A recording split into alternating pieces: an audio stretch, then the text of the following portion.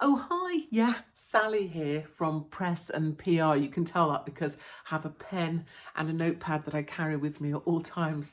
So I have your briefing notes here on the surge hubs that Boris Johnson just announced. So there's going to be 8 surge hubs with 100 beds in each in order to cope with any excess demand due to the Omicron variant that we're all suffering from right now. So the things we're not going to be talking about as we build these surge hubs in hospital car parks is we're not going to be talking about Nightingale hospitals. You'll remember these.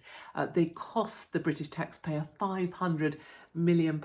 They only ever actually served a total of 37 people, despite being launched by Prince Charles. And then we had to flog all of the kit and equipment to Eastern Europe because we couldn't find the staff to staff those. So don't talk about Nightingales. Now it's all about the surge hub. And I think we can agree, can't we, that this surge feels very directional, it feels very forward focused, it feels very responsive, and it feels very powerful, especially when we're talking about building tents in car parks. What we're also not going to be talking about when we talk about surge hubs is we're not going to be talking about staffing, because we don't currently have enough staff to staff the actual hospitals that are in existence.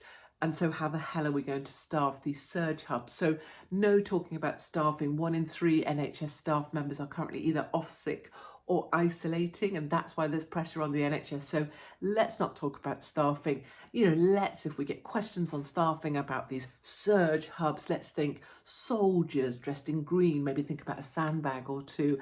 Let's talk about a volunteer army. We love that kind of thing. And let's all talk about Betty from the co-op, who also said that she would be happy to put in a couple of hours, and she's fairly handy with a flannel and some Dettol. And honestly, these people, they don't need much. They're just elderly and they're not feeling that well. So just a wipe down once every couple of hours should fix it. So let's think creatively about how we talk about staffing. And finally, let's not talk about why these are actually needed. We can't shove the 20% of people who are in hospital that don't need to be there into care homes, because there's no one there to staff the care homes, because we sacked all the care home workers who were unvaccinated at a time when we'd be needing them most. So just to recap there, we're talking about surge hubs, really forward moving. And we're not going to be talking about the staffing levels because we've got Betty with her flannel from the co-op.